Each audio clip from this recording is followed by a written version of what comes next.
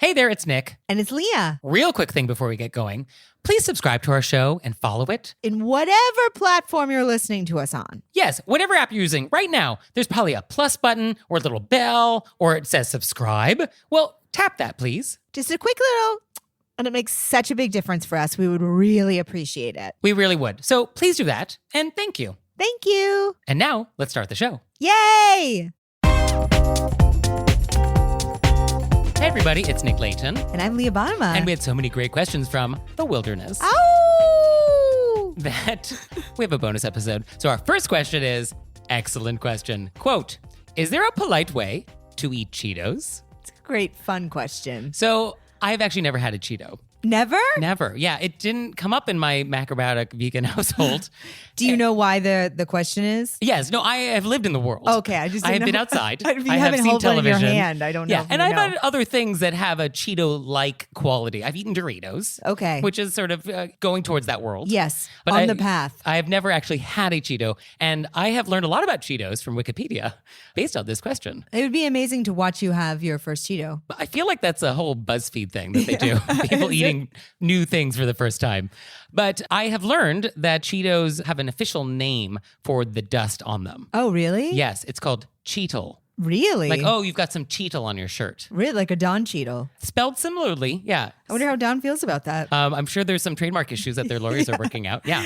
I see him at home like, oh, they're using it again. And one thing I thought was fascinating from my internet research was that there are strawberry Cheetos in Japan. Really? Which I don't know if that's terrifying or wonderful. Interesting. But strawberry Cheeto. Yeah. When I first moved here, one of the many, many jobs I had, I was signed up with a catering company. Mm-hmm. And one of the jobs, they sent us to a place where people made new versions of food and then they taste tested them and they decided what was going to move forward and what wasn't. Oh, I see. Like the new flavor of Pringle. Yeah. Okay. And, we all tasted in the back. And I feel like there was a very spicy Cheeto there. Yeah. Well, I guess Flaming Hot now Cheeto. There's a Flaming Hot, but this was way before it came out. Oh, you're some finger on the pulse. Yeah, finger on the pulse. So the question is, what is the polite way to eat Cheetos? So you have had Cheetos. Oh, yeah. And so do you have thoughts on this? I do have thoughts. I don't know. It said, is there a polite way? And I wrote, just don't throw them at people. I feel like going in, people are going to know this is going to get on your fingers. I mean, on some level, Cheetos are inherently designed to do that. Yeah. That's part of the thing. Because you can have cheesy puffs that don't do this. Yeah, you're not going to not be able, you're going to have orange stuff on you. Right. So Cheetle, if you will. You're going to be cheetled and you got to have napkins ready. Okay, napkins. Now, does a napkin remove the Cheetle efficiently? You may have to involve like a water. So are we involving finger bowls? You could involve a finger bowl. Are we going to do finger bowls for this? Or you could hand sanitize, which I feel like loosens it, and then you wipe it down. Okay. Obviously, that's something I have done. You have used like a Purell. Like a Purell to get it, and then you napkin. Okay, interesting. I was thinking that the best way at my formal dinner party where I'm serving Cheetos as my amuse-bouche, I guess. Oh, it'd be a great amuse-bouche. Is that I would serve it with chopsticks. Oh, wow.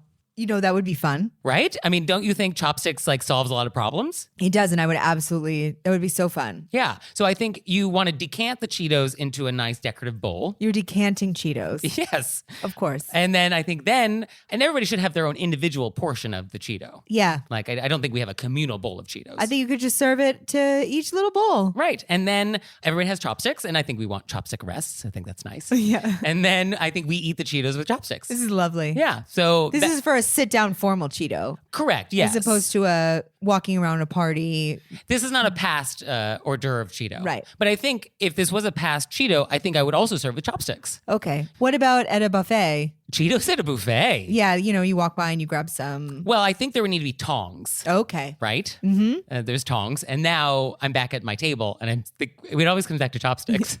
I think a part of Cheetos, if it's not Nick's version, which I love, it really makes them more fun. Yeah. Is that... Well, it really takes it from desk to dinner. It does. Yeah. Is the other side of the Cheeto experience is if you're in a couch spiral and you're at home alone and you're eating something that it just highlights this I'm not despair. leaving. Yes. And that's when you eat Cheetos. Oh, I see. It's on your face, it's on your hands. Right. Right. You're like, I'm covered in Cheetos. It's physical manifestation of your internal state. Yeah, you're on like the 5th season of Love Island. You know what I mean? It's dark. Yeah, you've hit the Cheetos. Goes dark. You wiped it on a shirt. I mean, that's a part of the Cheetos experience. Okay, well, I'm really missing out. Christmas is coming, guys. Send Cheetos my way. All right, our next question is, quote, last year, myself and 4 friends decided that we would make a bit of an effort to go out to cultural events. So far, this has included going to 2 plays. The first was enjoyed by all, but the second was terrible. In fact, it was so terrible that it really bonded us as a group. And after the second play, one member of our group, we're going to call him Chad, called dibs on choosing the next activity. Recently, I discovered that a musical I'm very keen on seeing is coming to our city. So I invited these friends, plus anybody else I thought would be interested in going. Almost immediately, someone from the smaller group responded with, quote, Chad called dibs. It seems to have shut down the conversation and no one else has responded to my invitation. So Chad called dibs 6 months ago and has made no attempt to organize anything, and my invitation included people who aren't in this group. Is there a time limit when dibs can reasonably be considered expired? And should the dibs be considered valid when the invitation was extended outside the core group? Leah. I have thoughts. I have lots of thoughts. First, let's explain, because we do have a lot of international listeners. Oh, that's a good idea. What dibs is, because I think this is a fairly American term. So dibs is basically when you claim something. Yep. Like, I claim the front seat in the car. And that's usually the most popular use of dibs. Yes, although in America, we would use the alternative expression, Shotgun.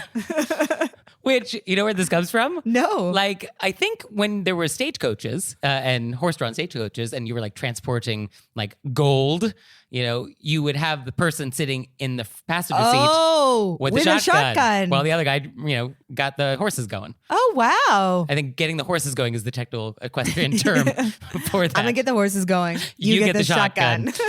So dibs is basically just you're claiming something. Like, I called dibs on the last cookie. I called dibs on the passenger seat in the car. I call dibs on the couch. Right. So that's dibs. My first reaction when I read this was like, grow up, people. I mean, how horrible that somebody wants to make an effort to plan a fun night out for everybody. I mean, that's my first reaction. Yeah, and we don't mean grow up the letter writer. We mean your friends. Your friends. Oh, no, letter writer is lovely. Lovely. Making an effort, inviting people. You found something that you were excited about. Want other people excited about. Yeah, so our letter writer, totally in the clear here. Yeah, well, Chad is the worst. Also, Chad may just be... Chad didn't weigh in on this. Like, Chad's taken too long. But I think that it doesn't seem like Chad took this personally. No, it's the other friends that seem to feel that we have to respect the dibs system. I also think that person probably just didn't want to go to that play. So they said something. Oh, you think that's what it is? If you honestly, 6 months out, are like, hey, we have to go in order because someone called dibs. I can't put that into a framework in my brain where that's a real thing that person thinks. Yeah, that's true. I think our letter writer could write back. Oh, I didn't mean to go out of order, Chad. This was just something I was excited about that I want to go to. I love this play. I mean, I don't even know how you can make it's a little mind-boggling. Yeah. I think the idea of dibs, does expire at some point, though. I don't think there's a fixed point in time when it does, but it does feel like 6 months has now passed. Yeah. Because is the idea here that we only do 2 cultural events a year? Is that what this new little group has decided? That like 6 months is our duration? Right. Also, I think we need to establish the order in which we go. Like, I think we need to establish some ground rules for how this group works. Like, for a little while, I was part of a supper club where there were 6 of us, and every month or so, one of us was in charge of picking a restaurant. And there was an order in which we were going to do it, which we established. And we mapped it out for like 6 months. And we picked the date 6 months in advance. Wow. And it was sort of like, well, I mean, you know me enough to know, of like, of course. You think we don't have our 2025 plan all sorted out? Of course. But that's how we did it. It was like, oh, okay, I know that like you're doing February, you're doing March. And it was like set. Whereas this feels very nebulous, which is why maybe nothing is happening. Yeah. But also, Chad has lost the privilege. And I don't even think a person has to bring up, hey, it's been 6 months since we called dibs. I mean, I think it could just be like, this is a thing I wanted to do. This is a bonus thing. Yeah. Right. But also... And then set up I think what you're saying is a great idea. What's the schedule on this? Yeah, I'd like to plan my life out. Would love to make sure I'm available for these dates. Let's get a shared Google Doc going. Right. Yeah. So, yeah, I would say ignore the people who don't want to go. If they don't want to go, they want to go. So then just find other people to go with. Yeah. And just ignore these bad people. Yeah, you don't have to wait to go to something because Chad called dibs. Definitely not. And also, in general, I think if you wait on other people to do stuff, you'll never do anything. Yeah. Like, I have a lot of friends that are like, oh, I really want to go to Greece, but I don't have anybody to go with. Just go. Just go alone. Yeah. Just decide you want to go. If somebody can join, great. If not, otherwise, you're never going to leave the house. Yeah. So. And it's nice that he or she is inviting extra people. Yeah, we'll go. What's the play? Let us know. We're around. Absolutely. Yeah. And now it's time for Intermezzo. Intermezzo. So this episode is brought to you by HelloFresh. And with HelloFresh, you get farm fresh, pre-proportioned ingredients and seasonal recipes delivered right to your doorstep. And by the way, HelloFresh now owns Every Plate. So we love both. So you can skip the trips to the grocery store and count on HelloFresh to make home cooking easy, fun, and affordable. That's why HelloFresh is America's #1 meal kit. What I love about HelloFresh is that they have multiple meal plan choices. I love meal plan choices. I went with Fit and Wholesome because I'm wholesome. So our boxes are arriving soon, and we're going to report back. We're going to let you know how it went. We're very excited. And for you out there, go to HelloFresh.com/RBWFree and use code RBWFree for free breakfast for life. One breakfast item per box while subscription is active. That's free breakfast for life at HelloFresh.com/RBWFree with code RBWFree. And now it's time for Intermezzo. Intermezzo. So did you know you can help support our show on Patreon? We have a Patreon. We do. And there's tons of fun stuff there. There's videos, there's audio clips, all sorts of stuff. I was just thinking about how many videos there must be up there by now. Oh, there's a lot. There's a lot of bonus content that you have never seen if you do not join us on Patreon. So go to our website, select monthly membership, and see if that's something you'd like to do. We'd so appreciate it. We really would. So please check it out, and thank you. Thank you. Our next question comes from Kyiv, Ukraine, which is great. I love that we have listeners in Ukraine. So excited. So, and just by the way, as long as we're talking about Ukraine, it's Ukraine. It is not the Ukraine, just to be clear. The name of the country is not the Ukraine. You know what's so funny? I mean, no. Last night I was watching The Spy Who Dumped Me. Oh, okay. Good movie. Solid. Not the opening scene, but in the intro, we would still be in the first quarter. That's the thing where she goes, is it Ukraine or the Ukraine? Okay. So funny that you brought it up. So now we know. Now we know. It's just Ukraine. So greetings from Kyiv. I wanted to ask for your advice on supermarket etiquette. Hopefully it's not too different here in Kyiv as it is in New York City. Specifically, what do you think should be appropriate reaction when, scenario 1, a person standing in front of you in line suddenly invites their friend or even group of their friends, with all their groceries, of course, to join them. So now you have to wait several times longer than you did when you joined the line. And then the second scenario is the person checking out at the counter in front of you doesn't start putting their purchase items into their shopping bag or back into their cart until the last moment so that your stuff gets mixed up with theirs. And then you have to either delay your packing as well, thus inconveniencing the next customer in line, or you have to start packing at the appropriate time and risk invading the slow packer's personal space with your elbows. So she continues that these are happening to her and she's very annoyed by this. So she wants our ideas. I also want to say really quick that he or she said, so I mostly just suck it up and suffer in silence. Which is nice. Because that's me too. Yeah. So let's start with the second thing first. Because the second thing, which is somebody's not packing up fast enough, this is not a very American thing. We don't typically bag our own groceries. No. That's unless a very we're European. At the self. Unless you're at a self-checkout thing, in which case this is sort of moot. Yeah, right? because nobody's going to jump in on you. But I have been to Kyiv, and I have bought groceries in Kyiv, and I do know exactly what she's talking about. So I feel like I have some personal experience here. Fantastic. So my thought for this was you want to toss down a barrier. So probably you've brought your own shopping bag, your own cloth thing. And so as you're about to have your items go across, the gate, toss your bag down at the end between the other person and then your new stuff. to create a little barrier, Right. little wall. And I think that might be a nice thing.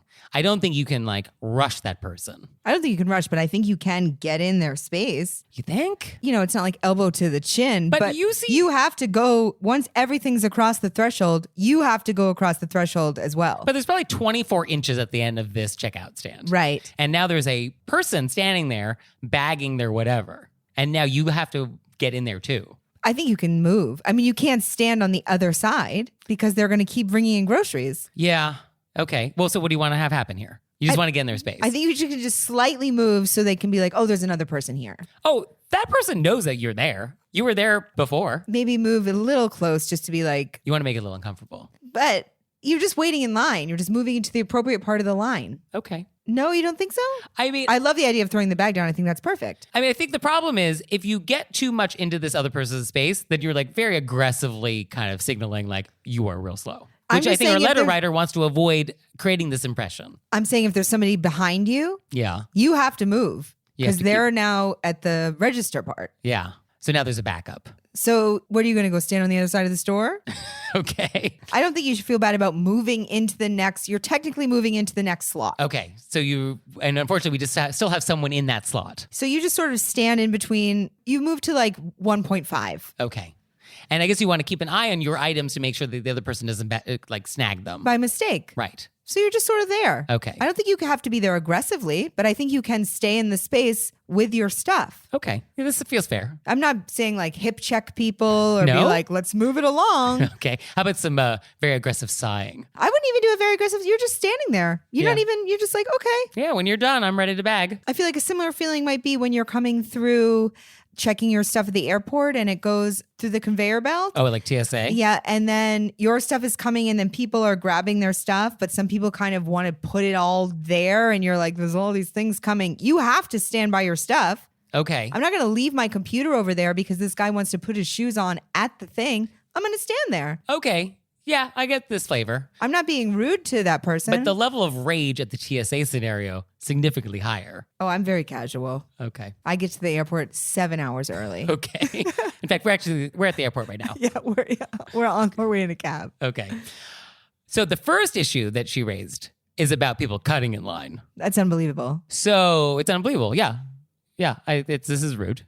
I guess the only exception would be if it was I'm holding the space for someone who I was shopping with. Like we did a divide and conquer kind of thing. Like, you get the milk, I'm going to get the Yeah, that apples, is fine. and we're going to meet at the checkout. But that doesn't feel like that. This feels like somebody's like, oh, I see my friend Yes. Haley. Hey, Haley, you want to jump in here with me? Who's Yeah. doing that? This is not a club. So for that, I think you can say something. And I think you say it in a very neutral tone. Like, oh, I'm sorry. I think I was next. And you try and say this in a non-judgmental, not like, are you crazy? You clearly see me here. Why are you cutting in line sort of tone? But just like, oh, I'm sorry. I think I was next. I would love to say that. You know, I never would. You just let it go. I would just stew about it. But I think you're absolutely correct. I think if you can say it in a nice way, I think this will make everybody feel better because you've said it, which I think will make you feel better. And if they want to continue to be rude, well, then they're actually actively being rude now. And now we can take the satisfaction that they're a bad person. I think that's a great plan. Okay, great. Our next question is, quote, what are the etiquette rules for talking to mourners at a funeral or viewing? I recently attended a funeral, and when I came to offer condolences to the family, one of the older siblings had stepped back from the line and pulled me aside to talk. As time went on, more siblings and close friends joined us until there was a small group chatting and laughing behind the other mourners, which included the parents. This seemed disrespectful to those who were grieving, but the siblings were clearly just trying to cope. The death was unexpected, and about 400 people came to the viewing, so the family was overwhelmed. What are your thoughts? Is there a more appropriate way to handle this situation? Well, it's the family who's laughing. Well, there's laughter happening. Well, it's the siblings pulled them aside. Right, and joined us, and there was a small group chatting and laughing. So the siblings were part of the laughter and the chatting. And so I kind of feel like if you're in the family. Yes. I mean, I think if you are one of the people who is mourning, you kind of have a pretty wide pass for a lot of things. Yeah. I feel like you can't say to somebody who's in the family of the person who's been lost to be like, this, we have to not laugh. Right. I mean, I guess if the laughter goes so far beyond just like humorous remembrances and is now actually distracting other people, then that's probably a problem. But I mean, I don't know what this person would do about it because I guess they would just leave the group. The concern is that there was like a receiving line. And then I guess one of the siblings pulled our letter writer aside for like a side chat, which is fine. I think that's okay. And then that group just got bigger and bigger and bigger. And it was like competing with the line. I guess you could say, should we step to the side so people have more? Should we step further to the side? Oh, take it further away. Yeah. I guess you could say like, oh, should we rejoin the group? Maybe you could sort of encourage your little side group to merge back in with the main amoeba. But people laugh as a way of... Oh, sure. And I think that's normal. And a lot of people understand that people laugh when they're grieving. Yeah, I don't really have a problem with that as long as it's not disrespectful. Yeah, I think it's one of the ways people let out all these pent up feelings and deal with a situation. And I think it's been established that people know that that's how a lot of people handle grieving. Yeah. Especially if the people who are the mourners or the siblings are like laughing, it would be weird to be like, you shouldn't. Yeah, you gotta keep it down. Yeah, it's how they're processing and remembering, and unless the siblings are sort of laughing and then the parents are not laughing, and the parents would find that disrespectful. But I mean, I don't know if it's somebody outside of the family's thing to be like, hey, you know what I mean? Yes, for our letter writer, I don't think there's anything that they can do differently. Yeah, they can't really do anything differently. Other than, I guess, just be mindful of the dynamics, and if it felt like something was getting a little disrespectful, then to try and make it not that way. But it feels like everything was fine. Yeah. Okay, great. Our next question, also a family question. Quote, my husband is not only adorable and kind, but also happens to come from a wealthy family. His mother was disinherited because she got divorced. This meant that my husband and his brother got their mother's share of the inheritance when their grandfather died, because it skipped the mother. Whereas his cousins did not inherit anything yet. At a recent family party, we were discussing summer plans in reply to a question, and there was quite a bit of, must be nice to be able to afford that, from one of the cousins.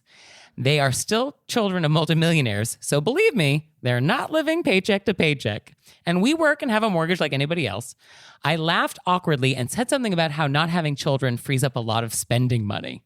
But what can I say to cut this down in the future without causing further resentment? Do you think the resentment is on her side, or she thinks that they have resentment? Because I think that if they have resentment, that's not your... Oh, who is resentful? Who's resentful? I read this as the cousins were resentful of their wealth. Right, I did too. And then... But we could be resentful of being treated this way. Yeah, I think that maybe... Sometimes my therapist has pointed out that I think other people are angry when I'm actually angry. So, okay. Because she didn't do anything. If they're resentful, how is that? Yeah, you can't not have the money unless you wanted to give them the money. But it's also not really their... I don't think you should explain anything about, not freeing up money, not having children. Yeah, the children thing is not a great explanation. I mean, I see what you're doing. You feel like you have to say something to make it, but you don't have to. Let it drop. They say it, just let it sit there. Yeah. Because they're the ones that are being inappropriate. Yeah, and you can't make the situation different. Yeah, you didn't write the will. You have nothing. Yeah.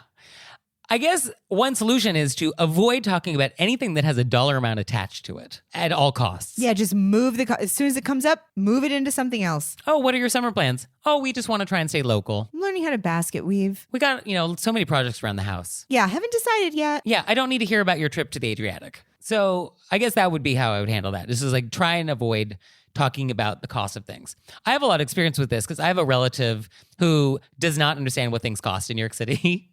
And so the idea that like coffee costs more than $1 is like insane. How is it even possible that someone would charge more than $1 for coffee? How do we get that number? Right. And so like I can't talk about how anything else in my life costs or what my flight home costs or like that long distance charges aren't a thing anymore. Just like all of this is like anything that might have a dollar amount attached, I go out of my way to like not bring up that type of conversation. Right. Because now it's a conversation about like how expensive life is. And it's right. Like, okay. So I think that's a similar strategy here. Yeah, because I would love to hear about your trip to the Adriatic. But you wouldn't be resentful for my vacation. I would never be resentful. So I think it's, just steer the conversation. Yeah, I think that's all you can do. It's not your responsibility to, I feel like often other people behave bad. I've said this before, and then we feel like we did something. Yes. Yeah, like their bad etiquette is somehow our fault. Yeah, and it's not. Nope. So I think just trying to minimize it and... I would say don't explain yourself. Never explain, yeah. And just move the conversation. There you go. So our next question, great question.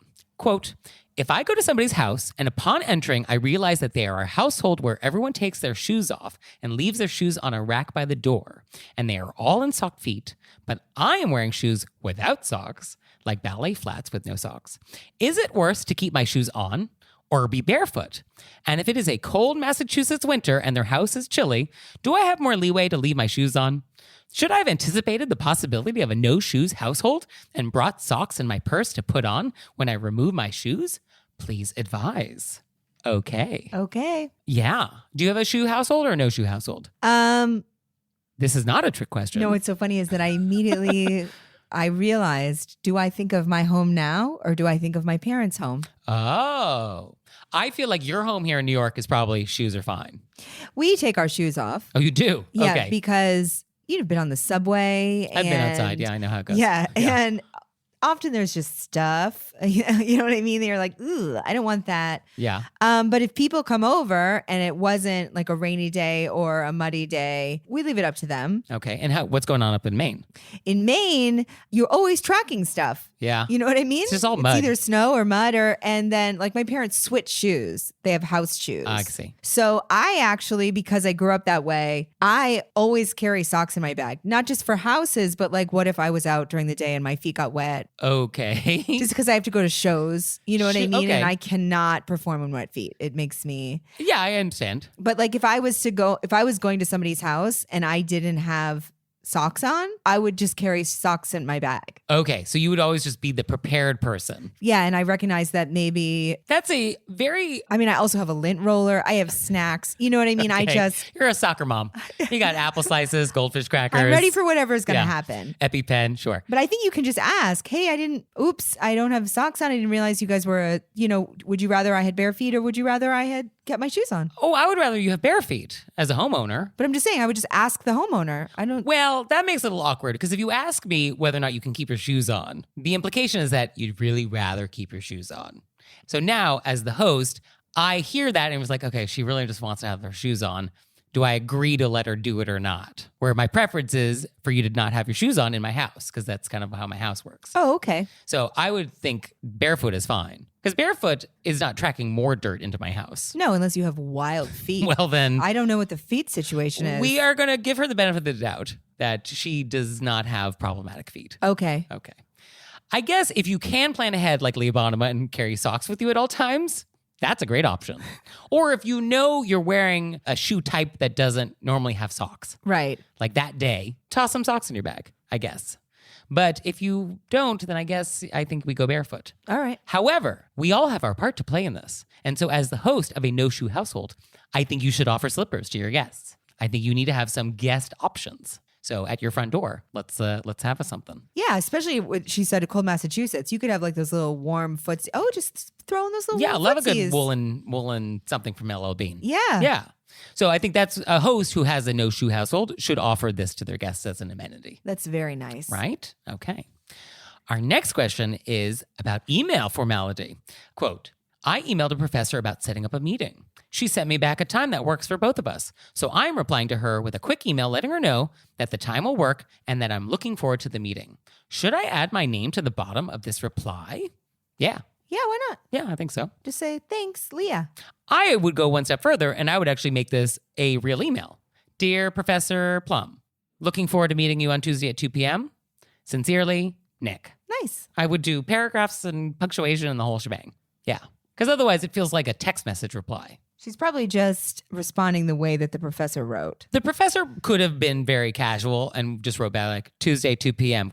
Yeah, that's why I got that vibe. But I think because there is a hierarchy and there's a difference in status, I think it's nice to pay respect up. Okay. So while it's nice if the professor also showed sort of courtesy with nice formatting to the student, I think the student does need to level up their game a little bit. Okay. And be more formal, even if the professor wasn't. Okay. That's my thought. And our last question, great question, a question that had never occurred to me. Or me. Quote, is it rude to knit in public? I love this question. I see a lot of people knitting on the subway. So I put this out on Instagram because I am not a knitter and I don't really know about knitting etiquette. I love that you put it up there. And it turns out we have a lot of people on Instagram who follow us who are knitters. Great. Like so many. Great. So wonderful. A lot of mixed feelings about this. Really? Huge spectrum. So what's your initial thought about knitting in public? Well, my initial thought was I would never consider it rude. Mm. Sometimes I think it's interesting just because it's a choice. Especially in a New York City subway where the knitting needles are so violent. You know what I mean? Sometimes you're like, wow.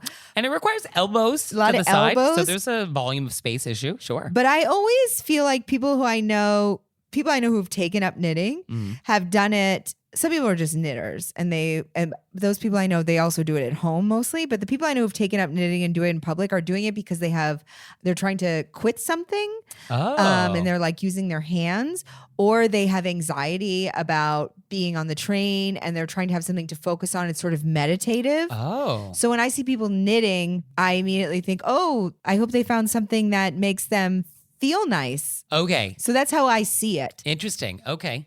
So a lot of people feel like context is key, and that when you are knitting, it looks like you are paying attention to the knitting, meaning you're not paying attention to whatever else is happening. So knitting, I guess, is rude at a lecture, a book reading, an office meeting. Oh, I never even thought So, of those options. Anytime you're knitting in those settings where you should be paying attention, even though I think with knitting, it's very meditative and you can be listening and being very engaged and listening to our show or a lecture or whatever else it is and knit and, not drop a stitch. It looks to the outside world that you are not paying attention. And so I think for that reason, that's considered rude. I wasn't even thinking about like if you were knitting at a meeting. People knit at meetings. Oh, wow. Okay. And I've actually been to lectures where people are knitting. Yeah. Oh, wow. Or in class, like you shouldn't, be knitting in class. Yeah, I don't think you should be knitting at places where people need you to focus on them because it'll make them feel bad. But somebody on Instagram did say, quote, "I do not think it's rude. I'm getting a PhD and it's how I stay busy at very boring talks."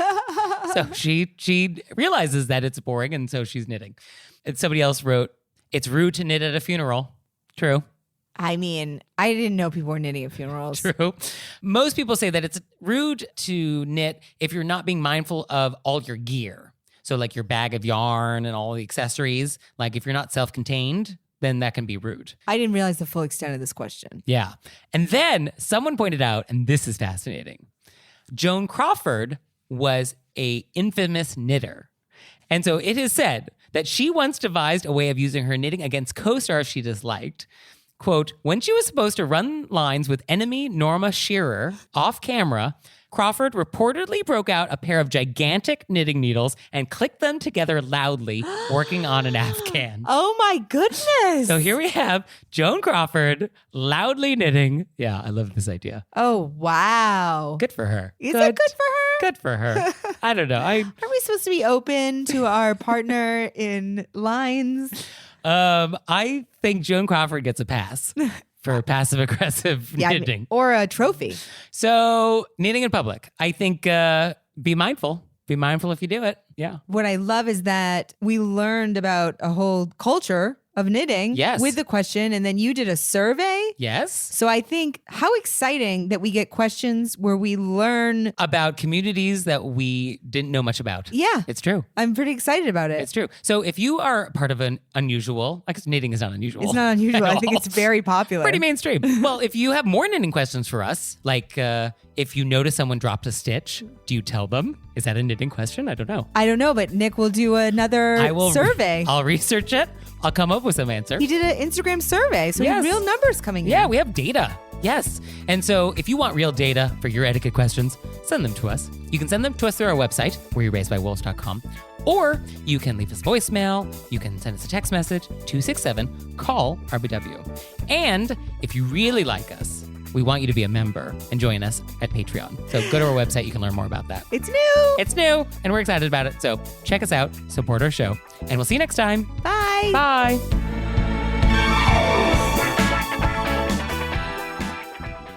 Oh, Leah, one more thing. What? Have you signed up for Patreon yet? I have. Me too. You out there, have you signed up for Patreon yet? No? Well, go to our website, wereraisedbywolves.com, click on monthly membership, check it out, because we would really appreciate it if you'd support our show. We love your support. We would. So please do that, and we'll see you next time. Bye. Bye.